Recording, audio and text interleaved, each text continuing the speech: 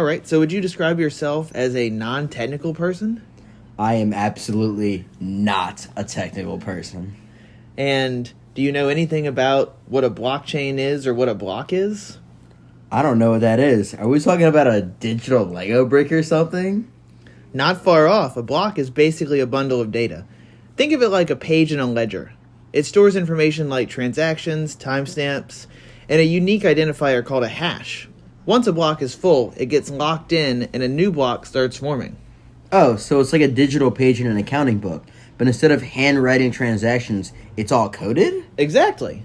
Instead of being stored in just one place, this ledger is distributed across thousands of computers. That's why blockchain is called a distributed ledger technology. You mentioned something called a hash.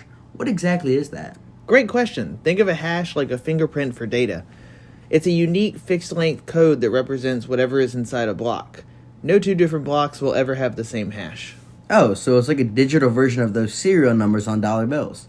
Kind of, but with one important difference. If you change even one tiny detail inside the block, like a single letter or number, the hash completely changes. Whoa, so even a small tweak makes a big difference? Exactly. That's why hashing makes blockchain super secure. If someone tries to tamper with a block, it instantly changes the hash. And since every block contains the hash of the previous block, the whole chain would be disrupted. It's like pulling a Jenga block from the bottom of the tower. Everything crumbles. Alright, so blocks store data, but why is it called a chain? Well, great question. Every new block includes the hash of the previous block, but this creates a connected, unbreakable chain, hence the term blockchain. So if I mess with a block's data, wouldn't that break the chain? Exactly. If you change something in an old block, its hash changes too. Since each block depends on the hash of the previous one, any alteration would break every link that follows. That's what makes blockchain so secure. It's nearly impossible to tamper with. So wait, are you saying once something is recorded, it can never be changed? That sounds like a double-edged sword.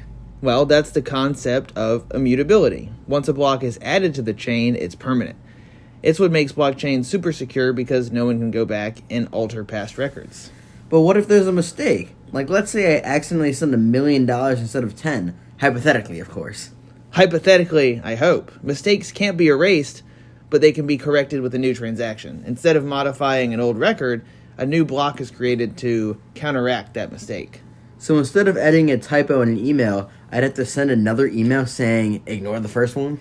Exactly. This is why blockchain is great for security and transparency, but maybe not the best for things that require frequent edits, like grocery lists. Okay. So besides making sure no one messes with data, what else is blockchain good for? Oh, so many things. Originally, blockchain was created for Bitcoin, a way to send money without banks acting like middlemen. But now, blockchain is used for smart contracts, which are self-executing agreements that trigger when conditions are met. Like if you finish a freelancing job, a smart contract can automatically send your payment. It can also be used in supply chain tracking, voting systems, and digital identity. Mind blown. But what's the catch? There's always a catch. There are a few. Blockchain can be energy intensive, especially on older systems and when mining Bitcoin. It's slower than traditional databases, and not every situation needs blockchain. Sometimes there's a good old-fashioned database that works just fine. So blockchain is powerful, but not a magic solution for everything. Exactly. But where it fits, it's game-changing. Wow, I actually get it now. And now, the next time someone brings up blockchain, you can explain what it is to them. Oh, I definitely will. But if they ask too many questions, I'll just send them to this podcast.